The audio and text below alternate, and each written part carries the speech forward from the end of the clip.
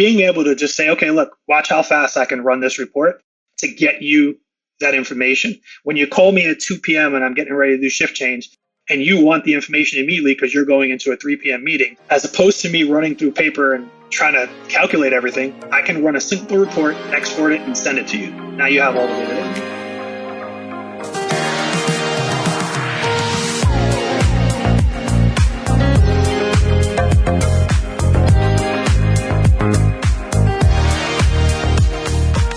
Infection stops where information starts.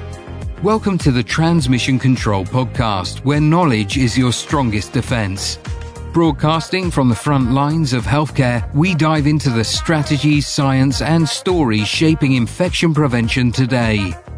Each episode, we connect you with experts on real-world insights to help you stop the spread of healthcare-associated infections, protect patients, and strengthen your practices as an infection prevention and public health expert. When the right information reaches the right people, lives are saved.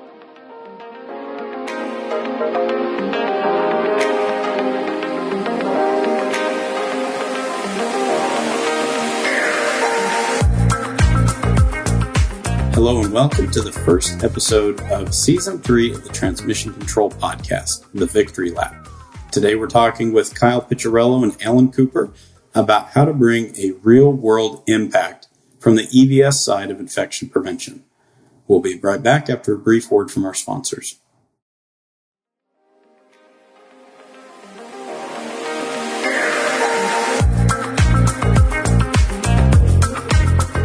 Brought to you from the studios of Healthcare HQ, let's get into it.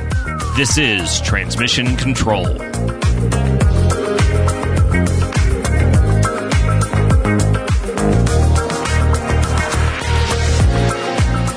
Hello and welcome to the Transmission Control Podcast, and this is the first episode of Season 3. We're talking all about the Victory Lap, and it's insights and expertise from people who have done the work. So we're talking to people with major CLABSI reduction, EVS success, SSI reduction. So tune in each episode to learn how we get to the Victory Lap in your own facility. I'm joined by my co-host, Jill Holdsworth. How are you, Jill? Hey, Garrett. Excited to be back for Season 3. This is going to be exciting. Yeah, and I'm excited about this one because we're talking to two experts in the EVS field, one on the frontline side, former director of the facility, and another expert on the tech documentation and implementation side to really help people get the change that they want to see. So without further ado, we're going to introduce our two guests, Kyle Piccirello and Alan Cooper. How you guys doing today? Pretty good. How are you, Seth? Great. Thanks Excited for having for us on. Yeah, we're excited to have you guys on too. So the audience who may not know you, Kyle, if you don't mind introducing yourself and some of your expertise. And part of the reason we wanted you guys on the podcast is EVS is such a tough space for infection prevention. And we've noticed it's hard to get to those real victories in EVS. So I have worked my way up from housekeeper, helped pay for college, and worked my way up to manager, supervisor, and in my most recent role as a director at a facility up in New York. Awesome. And Alan? Yeah, Alan Cooper at Ancilla Ventures, CEO and president of that organization. We've been around for a little over 18 years and produce software that kind of helps the EVS in the hospitals be successful in their infection control and helping out the patients. So excited to be on. Yeah, and we're excited to have you guys. I'm really interested to hear more about that in this episode on how tech has helped EVS and infection control success. So this is going to be exciting. Now let's start with the need. So in any rounding that infection prevention does, we have action items for facilities. We have action items for the nursing staff.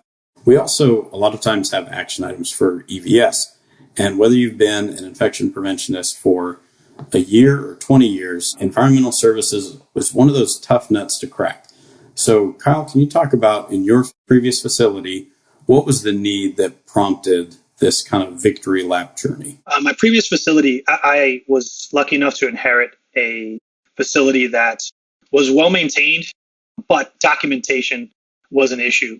across the board. When I came on, I'll use the OR as the example there. The OR documentation was lacking, as well as, you have your typical things that you see in almost all facilities where you have isolation signs that aren't on the door and keeping track of those items, and then employees not being recognized for, hey, I caught this. What are you guys doing to recognize? And so in that facility where those things were lacking, my initial goal was to kind of get employee buy-in and get them all on board. But the infection preventionist that I dealt with was absolutely amazing. She wanted inclusivity from all departments, and we were able to a seat at the table for both committees as well as your simple monthly meetings, with the OR or with infection prevention and nursing directors. We were at that table to give our piece, and that was something that I didn't see in my previous roles at other locations. That's really amazing. I love just a couple things that you said. That I love how you speak about your IP, that you guys seem like you were truly partners, and that's exactly how it should be. So any IP listening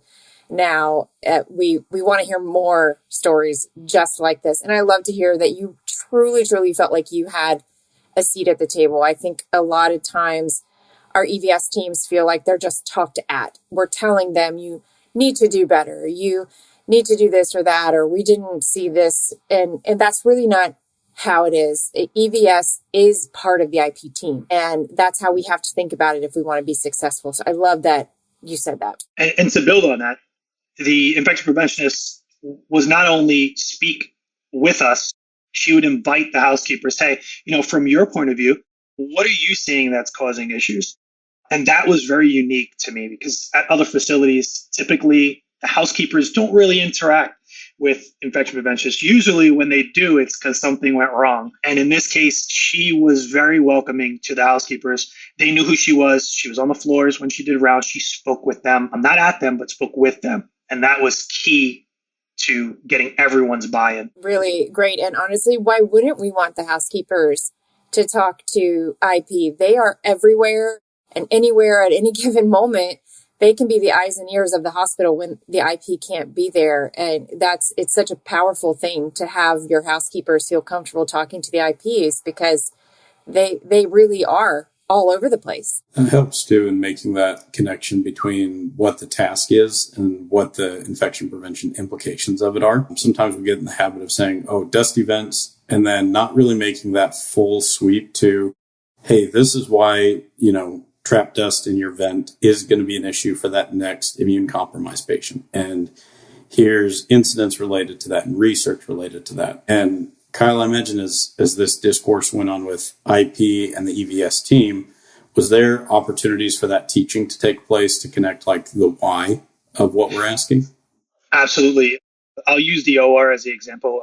At my previous facility, we would do C-cleans on all joint patients. So if we knew a joint patient was going into the room, that room would have to be C-cleaned prior to admitting any patient. Whereas your typical C-cleans are reserved for your isolation rooms exclusively. In this case, there was interdepartmental cooperation between the nursing leaders on the unit, as well as infection prevention.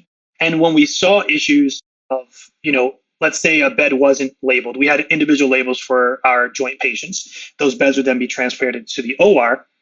That label is expected to stay there so that the OR knew this was a joint bed, so to say. When those situations broke down and there were gaps, it wasn't a blame game. It was, okay, where was the gap at? Did the housekeeper notice it? Did the housekeeper report it? Did nursing notice it? And we would come together and say, okay, here's the issue. Here's what it was. How can we fix this? And to give another example, at one point when I first got to that facility, every single room on the surgical recovery floor was UVC'd. That was a massive amount of time that my team would spend there. And as opposed to saying, no, we want this done this way, I voiced it and said, hey guys, we're UVCing 20 rooms a day on this unit when we should only be UVCing on the joint days. So if Tuesday is a joint day, then we're going to UVC the joint rooms only. And it saves up time for that housekeeper to do other things like interacting with patients and actually engaging with them, as opposed to just being that robot that's running the UVC cycle in every room. Kyle, I am sensing something that I really just want to say kudos to your facility for having the culture that you've laid out for us already, that you had in that facility because it's truly outstanding what you're saying, how everybody seems to take ownership. It's not taking blame. It's taking ownership in every single opportunity to improve. And that is truly a culture that is built in a facility. And it doesn't happen overnight, but it seems like your facility really had that working. And that is really outstanding. It was definitely set by the C-suite. I would say the CEO there, open to the employees, spoke with the employees, rounded, which is something that I didn't see much at my other facilities. And when he rounded, he spoke with everyone. It was the expectation that we had that culture of inclusivity from the top, and it just kind of trickles down from there. Yeah, I mean, I even noticed that, Kyle, when I went into your facility for the first time and seen like from top to bottom the different ways that they interacted and how welcoming it was and how collaborative it was and open-minded. So it was refreshing to see that type of culture. Great point, because if we are having repeated gaps or, we have the same obstacle every time we have a survey every 3 years, and your C-suite is not rounding with your EVS leadership team, and they're not involved in those EOC rounds, which have a huge impact on kind of what gets found and what gets discovered. That's an easy to implement takeaway to say, hey, we're going to invite our C-suite to participate and to see in real time what the challenges are. Because one of the elements that I think really highlights the need is that signage piece that you mentioned. So Kyle, if you as a OR nurse knows that this is a total joint, but if myself as an EVS tech does not know anything about this patient, if that's not communicated, or the only piece of communication is this small little piece of information that's, at the top of my schedule that day, how do I fill those gaps so that I'm aware of what the patient need is? Well, at our facility, the housekeeper is first thing in the morning. So typically our shift was 7 a.m. to 3 p.m. for the day shift. That housekeeper on that particular surgical unit, the first thing they did was check in with the nurse manager up on the unit and say, okay, what are our needs for the day? We didn't rely so much on technology for that aspect. There was the human aspect there of, okay, room 1, 2, and 3 are going to be our joint rooms today. And so that would be where the housekeeper started. And it was all initiated from the nurse. That was key to our success on that unit. And now when we go to implementing, so we know the need is there, now we get to implement what our proposed solution is. So one of the challenges we see in that is how we ask executive leadership for that, how we get staff buy-in. So how do we, when we have a solution, how do we get that staff buy-in piece? I think it's key to kind of get down on their level. I was never afraid to pull up my sleeves and say, okay, let me show you how this is done. And when you have the time to do that, it's amazing. Your results are there. But when you don't have the time to do that, you have to make sure that you bring it down to that staff level and explain to them, here is the why in what we do. Not so much just do this. Is, okay, here's why we're doing what we do. Here's the difference that it makes. And I need you to understand that in order to do your job successfully. And then ultimately, it comes down to training as well. If you have a solid training pipeline, it can kind of make up for some things that are lacking on the employee side. But the why is the key point. Why are we doing what we're doing? And ultimately, it's the patient, the outcomes from those patients. Where I saw a breakdown would be housekeeping wasn't really recognized and acknowledged for their part. And explaining that why, getting them to understand that you are important and what you do is extremely important, that all feeds into the outcome. I think it's so important that you said you roll your sleeves up and you do the work. That is really important for people to respect their boss. There are so many leaders out there that, never leave their office or work remotely and never even come in. And for someone to actually say, look, I can do the work. I can understand what you're going through. All of the things that you complain to me about, I understand them because I can do them too. That even if you say, if you don't have time, et cetera, make the time, because I think that is so important. No matter what role you have or job you're doing, department you work for, I think it just speaks volumes more than anything else to your team. So I love that you made that point. And that goes to getting that kind of staff buy-in, that frontline impact. Alan, how do those asks or that request for support get built for the C-suite? Because we know C-suite, they almost always just want to see, this is what we're asking for. This is why we need it. And this is how much it's going to cost you. Yeah. I mean, working with Kyle during that journey and even with other clients that we have in other hospitals, at the end of the day, if both sides are not bought into it, it's not going to work. Because if the top side on the C-suite or, VPs and the like don't align with what's trying to be accomplished at the end of the day, they won't support it year over year. Even if it becomes successful down, to the levels that are using the software, they won't support it, so they won't budget for it, and they'll usually find a way to cut it because they don't understand it. And having them understand the real need and how it benefits their staff is critical. And then the other way around with Kyle's team and everyone below Kyle, the cleaners themselves, they have to buy into the concept. They may not always like it, I'll be honest with you, because, they all find it initially as another thing they have to do. And what's kind of funny is when we actually got implemented at the site, there was some staff actually a little bit intrigued by it more than I thought, mainly because sometimes they feel like they're overshadowed by what's actually being going on and they're not being recognized. So sometimes people don't understand that sometimes these softwares help actually recognize and acknowledge all the great work you are doing, which is one of the things that you want to accomplish, right? So, but at the end of the day, to get the buy-in on the staff, working with Kyle was instrumental. And, really working with Kyle to understand exactly what they're going to care about. They care about the crunching the numbers, they care about the high level, the ROI, all those things kind of add up. And I think each site is actually kind of different. It really kind of depends on what is their biggest gap or their few gaps. When introducing software to an EVS crowd, how did you overcome any hesitancy to technology in general? I have seen over the years that there's sometimes a barrier with just using technology in general with EVS technicians.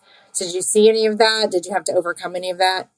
We have early on, I'd say about 10, 12, 13 years ago, definitely was the barrier because EVS area did not use it much at all. And I think nowadays, the last 5 years, I noticed a complete shift in that thinking. 99.999, if not 100% of the people already have phones, right? They have technology they're using for their own personal reasons. And then now hospitals nowadays are leveraging phones for kind of the HR side of the world. How are things working, keeping up to understand their patients?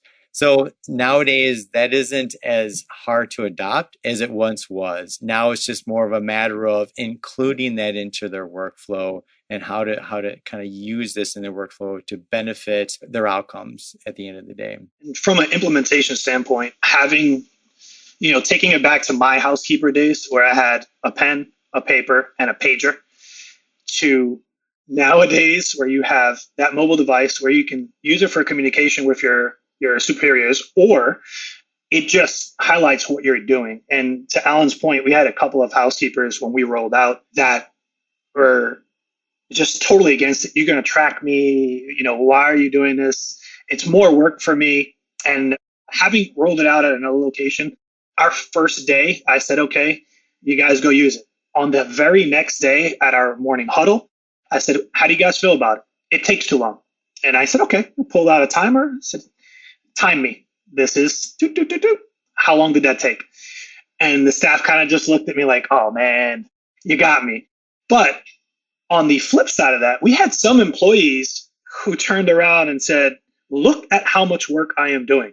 Now I could show it to you because it's all there for you to see, as opposed to me saying, I had this, I had that, I got called for this. Now I can say, look at all the work. You can go on your computer and look at all the work.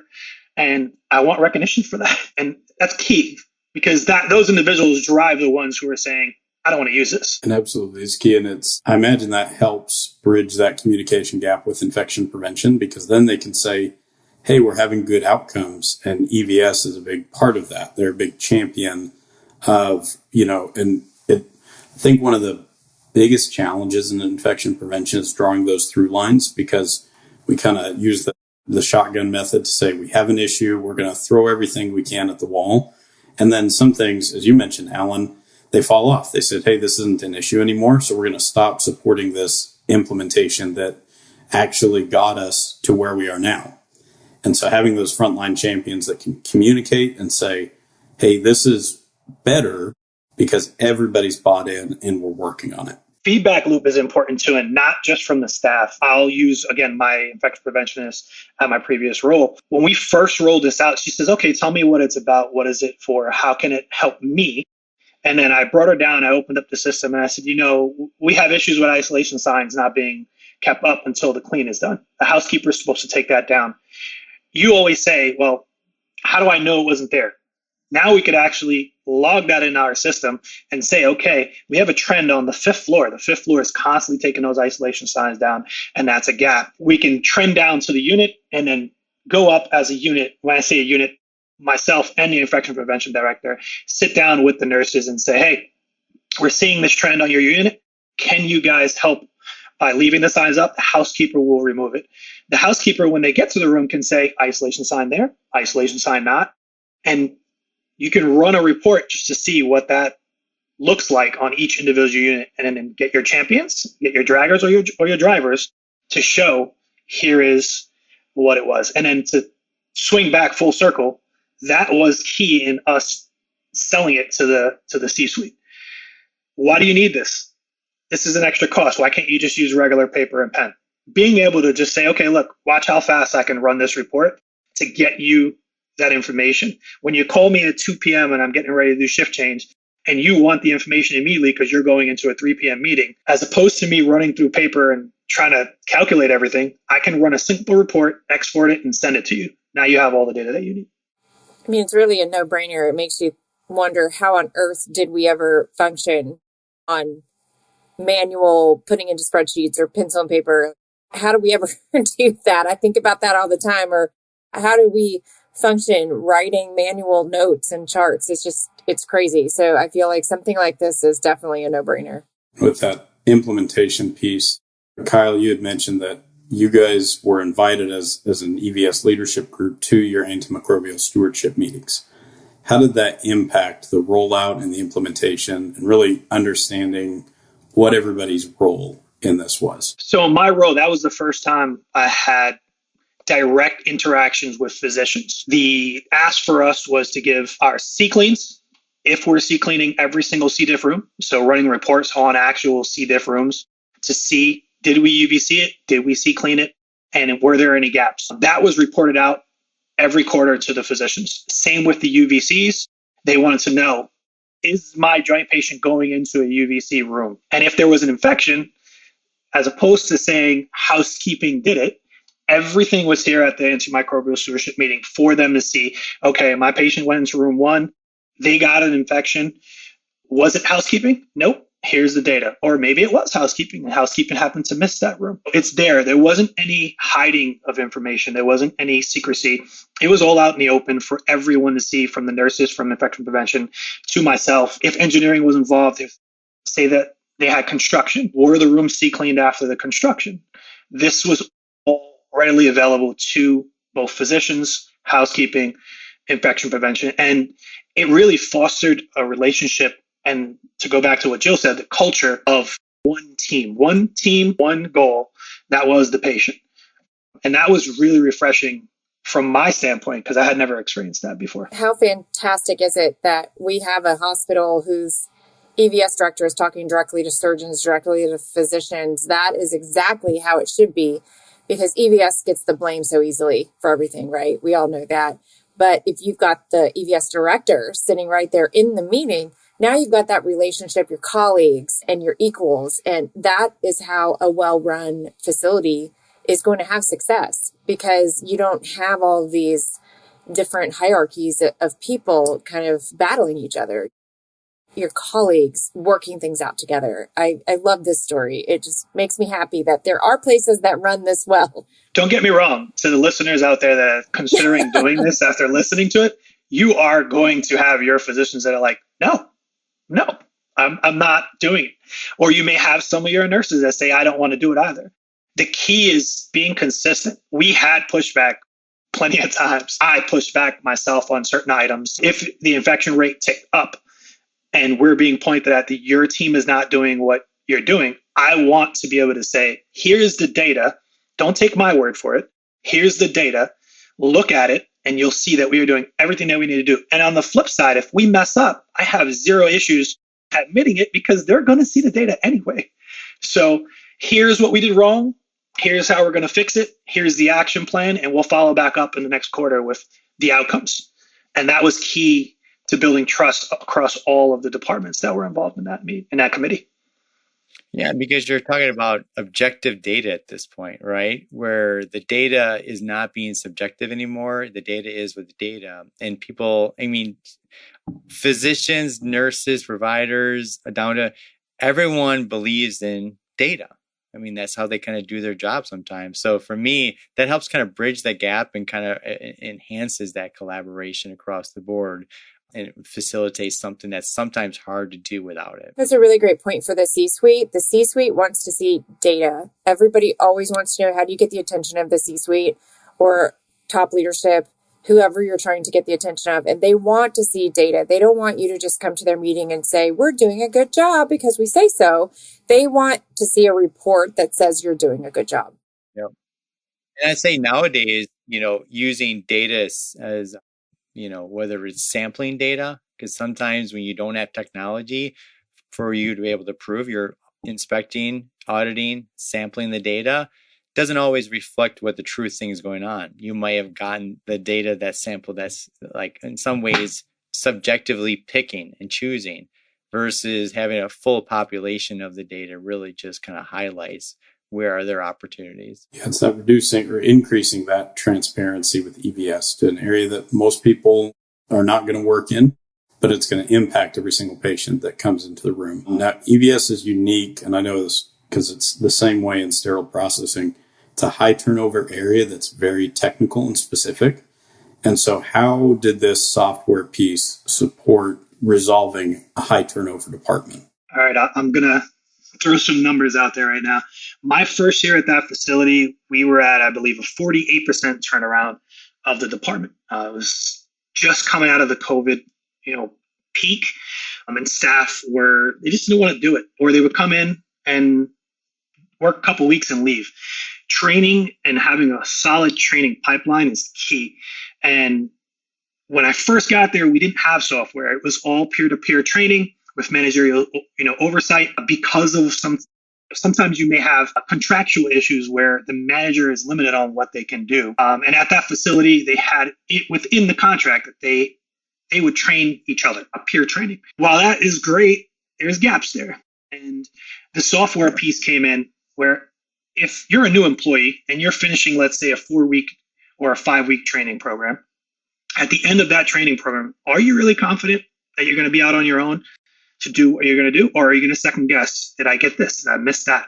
The software that we're referencing has the ability to give them an item and say, did you do this? Yes. Did you do this? Yes. There's also PDFs that can be put in the system where if they want to make sure that room is, I'll use a term from my company, picture perfect, they can click on that picture and it will show them exactly how that individual room is supposed to be set up, from your joint rooms to your ICUs to your ER, stretcher setup or your PACU setup. They can click on that, see it. Oh, you know what? I missed something. Let me fix it. And on the flip side, for the supervisors, if they're inspecting rooms, typically you have your inspection checklist. You're going to check the bed almost every single time. If there's no bed in the room, then you don't check the bed. But you have systematic ways of approaching it now that are there, and it just streamlines things. An employee is more confident when they can look at a piece of paper and say, yep. Oh, I missed that. Versus they're running it in their head and saying, I think I may have missed something.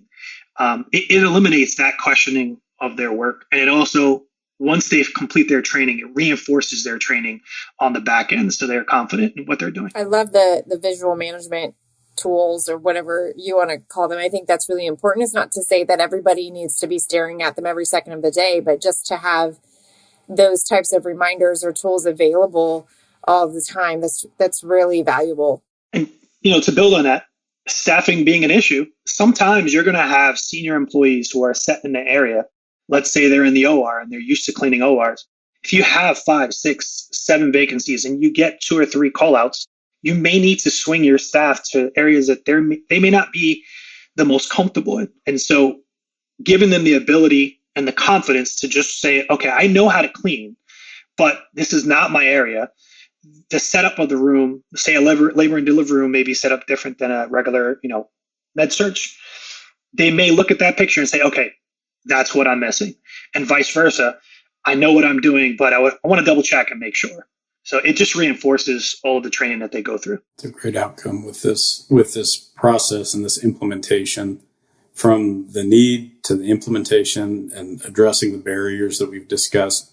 What were the outcomes from this project that you two endeavored on? So I was lucky enough to join that facility just a couple months before their joint commission window. That was amazing. Lucky you.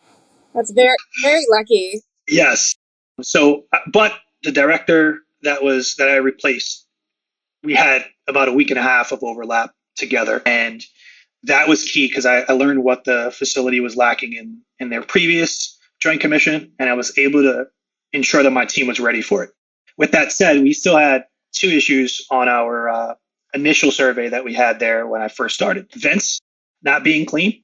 And ironically, the two rooms that the surveyor cited, the front vent in the room was clean, but the one all the way back in the corner was not clean. So they were clearly doing what they were supposed to be doing, but we got cited for it anyway. And the other one was documentation. And it was just a note that they gave us on there. It wasn't an actual citation, but it was that, there were small cracks. I wouldn't call them gaps, small cracks in our documentation with respect to terminal cleans and stuff like that. Fast forward to the Joint Commission survey that took place right before I left. We had 0 cleanliness findings in the facility. And that was, echoed at the closing ceremony, as well as leadership's follow-up after the survey was finished, where they said we had never had a survey where there were 0 cleanliness findings. And I attribute that to not only the committees, not only the technology, but the staff actually buying into it. Being able to have a staff member say, I checked the vent,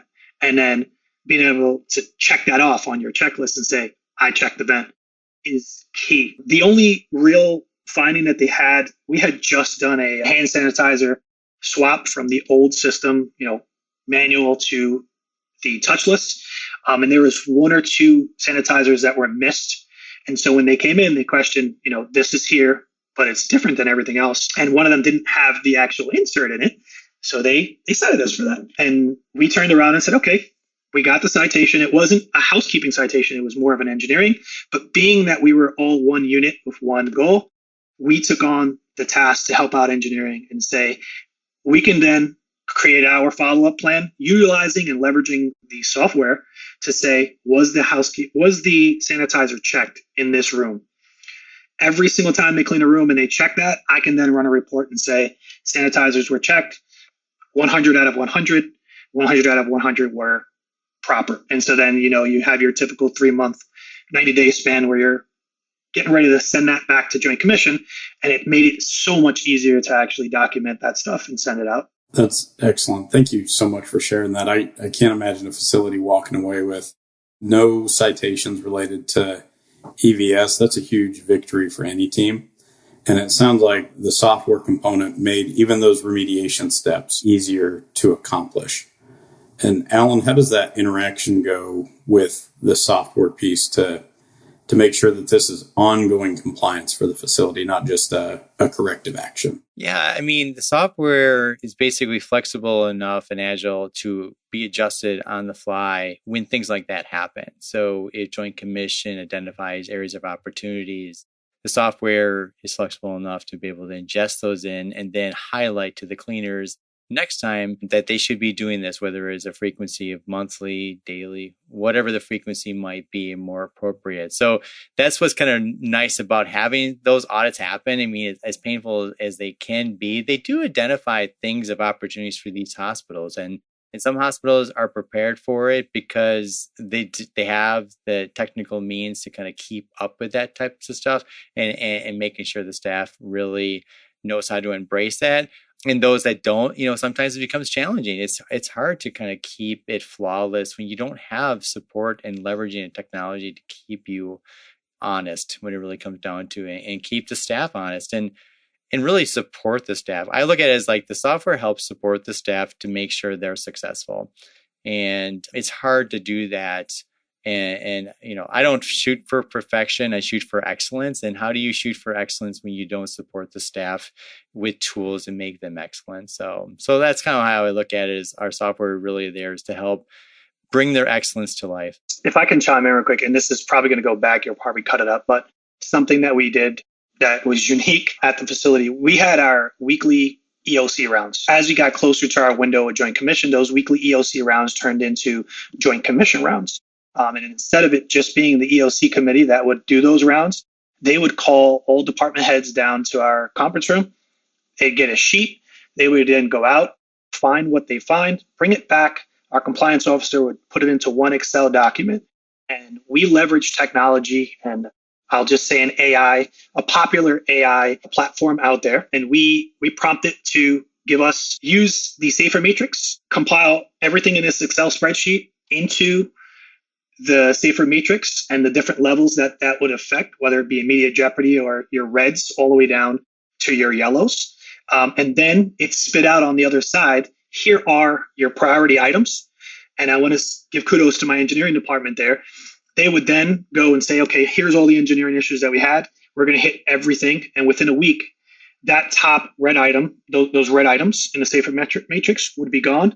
And then next set of rounds, repeat, rinse to wash, repeat. And that was something that we came up with actually via an intern who said, hey, why don't you use AI to help you guys with your rounding? And it turned out to be absolutely amazing because we hit so many items in such a short period of time. And then I believe the next week Joint Commission walked in. So it was absolutely key. And we mentioned that to the inspectors, and the inspectors said, I'm going to take that and see if we can implement that elsewhere. And I think that would be a help to the listeners who are out there. It's a free service. You guys can use it.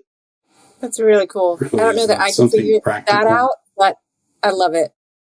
It's such a practical step that any facility can take, and then ramping that up to have everybody in the same room to discuss things. And I like that through line of this is one team achieving a great patient safety outcome. I know Garrett's wheels are already turning on how he can figure out how to make this into a tool everybody can use with AI. He loves fiddling around with AI stuff and making it available to everybody. I can already tell he's thinking of it. Hey, for EVS, absolutely. Those are our best friends in IP. So, as we close this episode out, one, we want to thank you both for the insights and expertise shared.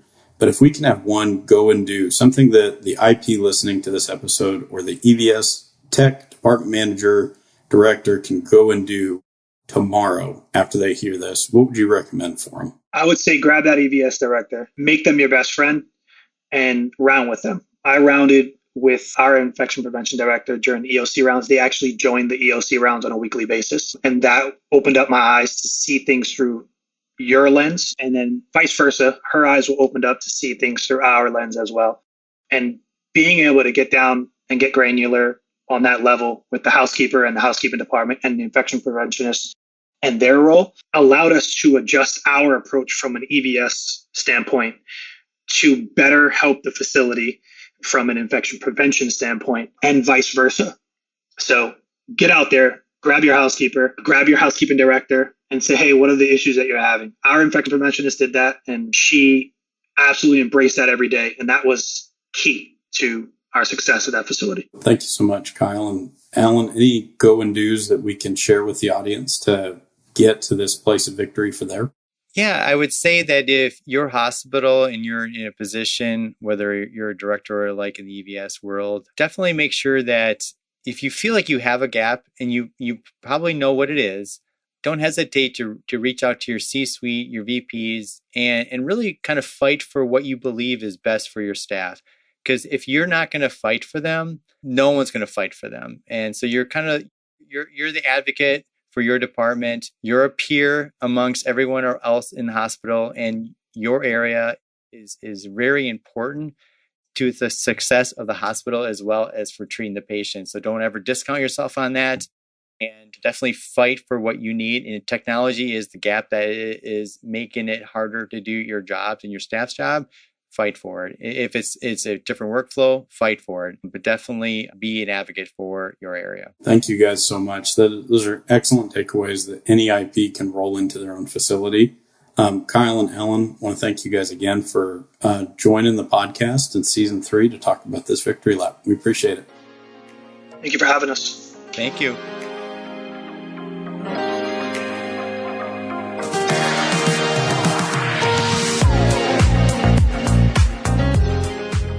Well, what a way to kick off season 3. That episode just kind of made me really happy, and just kind of talking about how EVS is so involved and a part of the IP team. And really, we didn't highlight this enough, but what a victory lap, just talking about how Kyle worked his way up from being a housekeeper all the way up to leadership. I thought that was really awesome. And really just hearing about the inclusive culture of his facility and of his infection prevention program.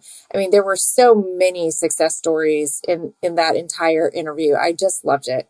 Yeah, it really was a great story to show what happens when implementation hits the ground. And they talked about the needs, the barriers, some very real world pushback that they experienced. And one of the biggest takeaways from that for me is how often are we inviting EVS to antimicrobial stewardship meetings or IP meetings or looping them in as the true partners they are. So if you're out there listening to the episode, as Kyle advised in his Go and Do, go and find your EVS director, be their best friend so you can get a victory lap like this in your own facility. Thank you, everybody, for joining us for episode 1 of season 3 of the Transmission Control Podcast. Check back next week for our next episode. And remember, infection stops where information starts.